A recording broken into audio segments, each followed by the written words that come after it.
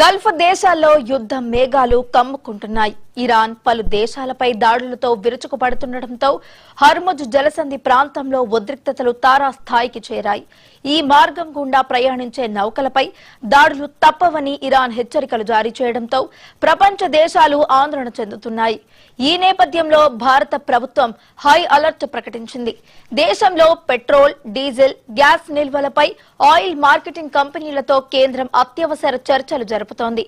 ఇంధన సరఫరాకు ఆటంకం కలగకుండా డేటాను విశ్లేషిస్తోంది. మరోవైపు గల్ఫ్ దేశాల్లో ఉన్న భారతీయులను సురక్షితంగా వెనక్కి రప్పించేందుకు విమాన సర్వీసులను సమన్వయం చేస్తూ కేంద్రం వేగంగా అడుగులు వేస్తోంది.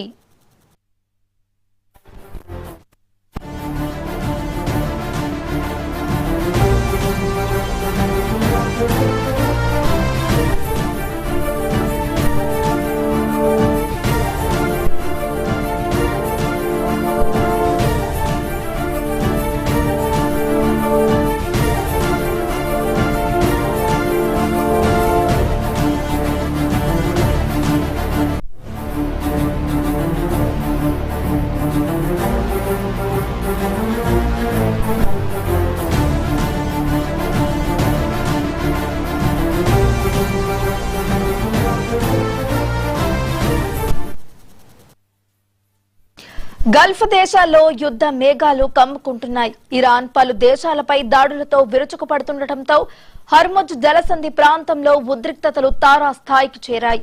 ఈ మార్గం గుండా ప్రయాణించే నౌకలపై దాడులు తప్పవని ఇరాన్ హెచ్చరికలు జారీ చేయడంతో ప్రపంచ దేశాలు ఆందోళన చెందుతున్నాయి. ఈ నేపథ్యంలో భారత ప్రభుత్వం హై అలర్ట్ ప్రకటించింది. దేశంలో పెట్రోల్, డీజిల్, గ్యాస్ నిల్వలపై ఆయిల్ మార్కెటింగ్ కంపెనీలతో కేంద్రం అత్యవసర చర్చలు జరుపుతోంది. ఇంధన సరఫరాకు ఆటంకం కలగకుండా డేటాను విశ్లేషిస్తోంది. మరోవైపు గల్ఫ్ దేశాల్లో ఉన్న భారతీయులను సురక్షితంగా వెనక్కి రప్పించేందుకు విమాన సర్వీసులను సమన్వయం చేస్తూ కేంద్రం వేగంగా అడుగులు వేస్తోంది.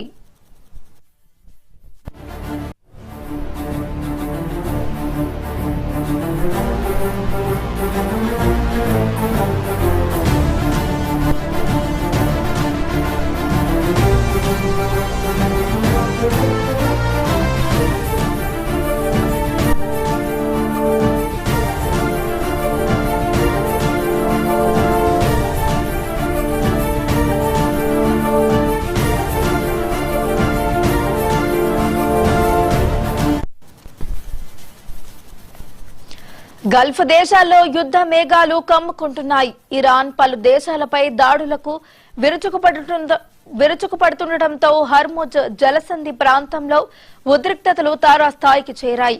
ఈ మార్గం గుండా ప్రయాణించే నౌకలపై దాడులు తప్పవని ఇరాన్ హెచ్చరికలు జారీ చేయడంతో ప్రపంచ దేశాలు ఆందోళన చెందుతున్నాయి. ఈ నేపథ్యంలో భారత ప్రభుత్వం హై అలర్ట్ ప్రకటించింది. దేశంలో పెట్రోల్, డీజిల్, గ్యాస్ నిల్వలపై ఆయిల్ మార్కెటింగ్ కంపెనీలతో కేంద్రం అత్యవసర చర్చలు జరుపుతోంది. ఇంధన సరఫరాకు ఆటంకం కలగకుండా డేటాను విశ్లేషిస్తోంది.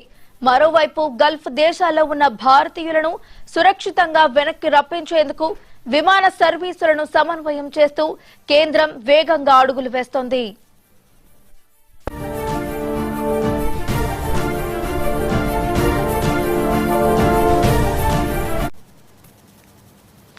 గల్ఫ్ దేశాల్లో యుద్ధ మేఘాలు కమ్ముకుంటున్నాయి. ఇరాన్ పలు దేశాలపై అయితే దాడులతో విరుచుకుపడుతుండటంతో హర్ముజ్ జలసంధి ప్రాంతం అయితే ఉద్రిక్తతలకు తారాస్థాయికి చేరాయి. ఇక ఇదే అంశానికి సంబంధించి మరింత సమాచారాన్ని మా ఢిల్లీ బ్యూరో చీఫ్ శిరీష్ అందించడానికి సిద్ధంగా ఉన్నారు. శిరీష్,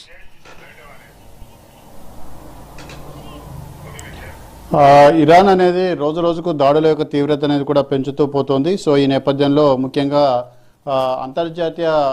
అంతర్జాతీయంగా అదేవిధంగా ముఖ్యంగా ఆసియా దేశాలకు కీలక సరఫరా ప్రాంతంగా ఉన్న హార్ముజ్ జలసంధిని మూసివేయడం కూడా జరిగింది. ఈ హార్ముజ్ జలసంధిలో చమురు రవాణా అనేది కూడా పూర్తిగా నిలిచినట్లే అని చెప్పేసి కూడా ప్రకటన అనేది కూడా వెలువడడం కూడా జరిగింది. సో ఈ చర్య అనేది ప్రపంచ ఇంధన మార్కెట్లకు గట్టి దెబ్బగా కూడా ఆర్థిక నిపుణులు కూడా భావిస్తున్నారు. ముఖ్యంగా పశ్చిమాసియా ఉద్రిక్తతల నేపథ్యంలో హార్ముజ్ జలసంధి ద్వారా జరిగే గ్లోబల్ చమురు రవాణా అనేది కూడా ఈ రోజుకి దాదాపుగా నిలిచిపోయినట్లుగా కూడా తెలుస్తోంది.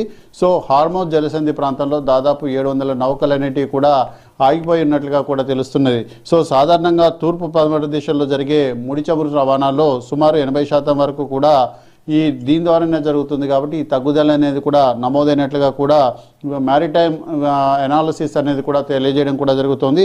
సో మొత్తం మీద కూడా మ్యారిటైమ్ డేటా సంస్థలైన విండ్ హార్డ్ అదేవిధంగా కిల్పర్ వివరిస్తున్న దాని ప్రకారం కనుక చూసినట్లయితే జలసంధి అనేది అధికారికంగా మూసివేయకపోయినప్పటికీ కూడా పరిస్థితి అనేది కూడా దాదాపు మూసివేసేలాగానే కనపడుతోంది. ఇప్పటికే ఇరాన్ అధికారికంగా ప్రకటన అనేది కూడా చేయడం జరిగింది. జలసంధి ద్వారా ఏదైనా చరకు రవాణా అనేది కనుక జరిగితే మాత్రం పెద్ద ఎత్తున దాడులకు పాల్పడతామని చెప్తూనే ఒమన్ సముద్ర తీర ప్రాంతంలో ఒక నౌకపై దాడి చేయడంతో మిగిలిన నౌక అంటే చమురు సరఫరా చేసే నౌక యజమానులు అప్రమత్తమై తమ యొక్క నౌకలను కూడా నిలిపివేయడం కూడా జరిగింది. దీంతో ట్రాన్స్పోర్టేషన్ అనేది కూడా దాదాపుగా ఆగిపోయినట్లుగా కూడా తెలుస్తోంది. సో నిన్నటికి కనుక చూసినట్లయితే కేవలం 2.8 మిలియన్ బ్యారెళ్ల చమురు అనేది కూడా ఉన్న 3 ట్యాంకర్లు మాత్రమే హార్మోజ్ జలసంధిని కూడా దాటినట్లుగా కూడా తెలుస్తోంది. సో మొత్తం మీద కూడా రోజువారీ 2026లో చూసినట్లయితే రోజువారీ సగటు రవాణా అనేది 19.8 మిలియన్ బ్యారెళ్లతో పోలిస్తే ఇది దాదాపు 86% పతనమైనట్లుగా కూడా తెలుస్తోంది. సో మార్చి 2న అంటే నిన్న ఉదయం నాటికి ఒక్క చిన్న ట్యాంకర్ మాత్రమే, చిన్న కార్గో నౌక మాత్రమే ఈ మార్గంలో వెళ్ళిపోయినట్లుగా కూడా తెలుస్తోంది. సో మొత్తం మీద కూడా ఈ హార్మోజ్ జలసంధికి 2 వైపులా కూడా దాదాపు 706 నాన్ ఇరాన్ ట్యాంకర్లన్నిటి కూడా నిలిచిపోయినట్లుగా కూడా విశ్లేషణలు కూడా చెప్తున్నాయి. సో ఇందులో 334 క్రూడ్ క్యారియర్లు ఉంటే 109 థర్డీ ప్రొడక్ట్ ట్యాంకర్లన్నిటి కూడా ఉంటే 263 క్లీన్ ప్రొడక్ట్ నౌకలన్నిటి కూడా ఉన్నట్లుగా సమాచారం. సో మొత్తం మీద కూడా 26 ట్యాంకర్లు గల్ఫ్లో స్పష్టమైన గమ్యం అంటే ఎటు వెళ్లాలో తెలియక అటు ఇటుగా తిరుగుతున్నాయని చెప్పేసి కూడా సమాచారం కూడా అందుతోంది. అదేవిధంగా ఒమాన్ గల్ఫ్ ప్రాంతంలో మరికొన్ని నౌకలన్నిటి కూడా నిలిపివేయబడ్డట్లుగా కూడా తెలుస్తోంది. సో మొత్తం మీద కూడా ప్రపంచవ్యాప్తంగా కూడా వెయిట్ అండ్ సీ అనే పరిస్థితి అనేది కూడా నెలకొంది. సో వెయిట్ అండ్ ఫ్రీజ్ అనే పరిస్థితి అనేది కూడా నెలకొంది. సో ఈ నేపథ్యంలో సరుకు రవాణా అనేది జరగక సరైన సమయంలో రిఫైనరీలకు క్రూడ్ ఆయిల్ కానీ ఎల్ఎన్జీ గ్యాస్ అనేది కూడా రాక ఇబ్బంది పడుతున్న పరిస్థితి అనేది కూడా ఉంది. సో మొత్తం మీద కూడా ఎప్పుడైతే ఈ హార్మోజ్ జలసంధి ద్వారా చరుకు రవాణా అనేది కూడా ఆగిపోయిందో వెంటనే గ్యాస్ ధరలన్నింటి కూడా ఒక్కసారిగా ఎగబాకినట్లుగా కూడా తెలుస్తోంది. సో మొత్తం మీద కూడా బ్రెంట్ క్రూడ్ ధరలన్నింటి కూడా సుమారు 10% పెరిగి దాదాపు $80 చేరుకున్నాయి. అదేవిధంగా యూరోపియన్ గ్యాస్ ధరలన్నింటి కూడా ఇప్పటికే 40% పైగా పెరిగినట్లుగా కూడా తెలుస్తోంది.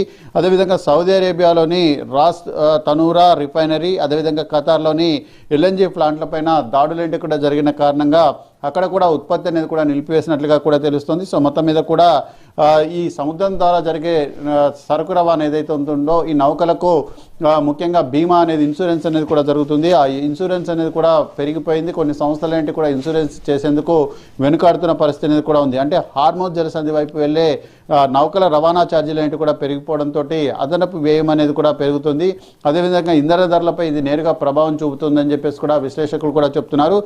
సో మొత్తం మీద కూడా భారత్ పైన దీని యొక్క ప్రభావం కనుక చూసినట్లయితే ముఖ్యంగా ఈ హార్మోజ్ జలసంధి ద్వారా తూర్పు ఆసియా దేశాలైన భారత్, చైనా, జపాన్, దక్షిణ కొరియా లాంటి దేశాలకు చమురు రవాణా అనేది కూడా జరుగుతుంది. ముఖ్యంగా ఇందులో భారత్, చైనా వంటి దేశాలు గల్ఫ్ ముడి చమురుపైన ఎక్కువగా ఆధారపడుతున్న నేపథ్యంలో న్యూఢిల్లీ అంటే కేంద్ర ప్రభుత్వ వర్గాల సమాచారం ప్రకారం చూసినట్లయితే ఈ సరుకు రవాణా కోసం కొన్ని అత్యవసర చర్యలేంటి కూడా తీసుకుంటున్నట్లుగా కూడా తెలుస్తోంది. దీనిలో భాగంగా దేశీయ అవసరాల కోసం పెట్రోల్, డీజిల్ ఎగుమతులను తగ్గించారు. అంటే ఇండియా నుంచి ఏదైతే ముడి చమురును తెచ్చి ఇక్కడ రిఫైనరీ చేసి వాటిని ఎగుమతి చేస్తారో వాటిని ఇమ్మీడియట్లీగా తగ్గించమని చెప్పి కోరినట్లే తెలుస్తోంది.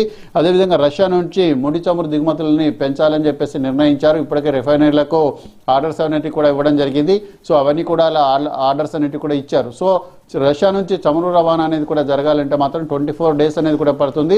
ఈలోపు ఇండియా దగ్గర ఉన్న వ్యూహాత్మక నిల్వలు ఏవైతున్నాయో వాటిని సర్దుబాటు చేసుకునేందుకు ప్రణాళిక సిద్ధం చేసినట్లుగా కూడా తెలుస్తుంది. దాంతోపాటుగా ఎల్పిజిలో రేషన్ విధానాన్ని తీసుకురావాలని చెప్పేసి కేంద్ర ప్రభుత్వం కూడా ఆలోచిస్తున్నట్లుగా కూడా తెలుస్తోంది. సో మొత్తం మీద కూడా చమురు సరఫరాలపైన సమీక్ష అనేది కూడా కేంద్ర ప్రభుత్వం నిర్ణయించింది. సో ఈ నేపథ్యంలో కేంద్ర పెట్రోలియం శాఖ మంత్రి హర్దీప్ సింగ్ పూరి దేశంలో ప్రధాన పెట్రోలియం ఉత్పత్తుల లభ్యత, అందుబాటులో ఉండే ధరలు, వీటినన్నిటినీ కూడా నిర్ధారించడానికి అవసరమైన చర్యలు తీసుకుంటామని చెప్పేసి కూడా వెల్లడించడం కూడా జరిగింది.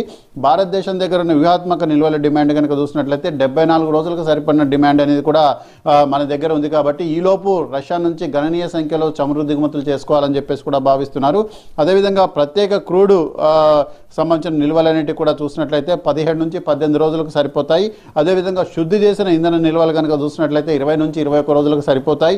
అదేవిధంగా ఎల్ఎన్జీ నిల్వలన్నిటి కూడా 10 నుంచి 12 రోజులకు సరిపోతాయి. అంటే దేశంలో ముఖ్యంగా గ్యాస్ సరఫరా పైన తీవ్ర ప్రభావం అనేది కూడా పడే అవకాశాలు ఉన్నట్లుగా కనపడుతోంది. సో ఎల్పిజి అనేది భారతదేశంలో నిత్యావసర వస్తువుల్లో అత్యంత అవసరమైన విభాగం కాబట్టి తన అవసరాల్లో 80 నుంచి 85% వరకు భారత్ ఎల్పిజి అనేది కూడా దిగుమతి చేసుకుంటుంది.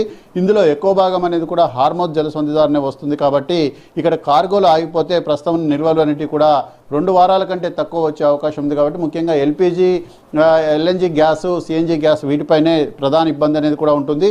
సో భారతీయ చమురు సంస్థలు, Indian Oil Corporation, Hindustan Petroleum, Bharat Petroleum ఇవన్నీ కూడా ముఖ్యంగా ఎల్పిజి ఉత్పత్తిని కూడా పెంచుతున్నట్లుగా కూడా తెలుస్తోంది. సో ఇది దీర్ఘకాలికంగా ప్రభావం అనేది కూడా చూపించే అవకాశం కూడా ఉంది. యుద్ధం అనేది 4 నుంచి 5 వారాల పాటు కొనసాగే అవకాశం ఉందని చెప్తున్న నేపథ్యంలో ఆసియా, యూరప్ రిఫైనరీలకు ముడి చమురు కొరత అనేది కూడా ఏర్పడుతుంది. అదేవిధంగా ముఖ్యంగా చూసినట్లయితే ఫ్లైట్ రేట్లన్నిటి కూడా పెరుగుతాయి. భారత్ వంటి దేశాలకు ఇంధన భద్రత, ఎగుమతి బాధ్యత పైన సవాళ్ళన్నిటి కూడా ఎదురవుతాయి. కాబట్టి సో మొత్తం మీద కూడా ఈ ప్రస్తుత యుద్ధం, అదేవిధంగా హార్మోజ్ జలసంధి ఏదైతే ఉందో దాన్ని మూసివేయడం, ఇవన్నీ కూడా చూసినట్లయితే భారత్ లాంటి మార్కెట్లకు పెద్ద పరీక్షగా నిలిచిన పరిస్థితుల్లో భారతదేశం పరిస్థితిని ఎప్పటికప్పుడు సమీక్షిస్తూ దేశ అవసరాలకు అనుగుణంగా దిగుమతులు కూడా పెంచే పరిస్థితి ఉంది. రష్యా నుంచి సాధ్యమైనంత వరకు ఎక్కువ దిగుమతులు తీసుకునేందుకు కూడా ఇండియా ఆలోచిస్తున్నట్లుగా కూడా సమాచారం. Right, thank you Sirish.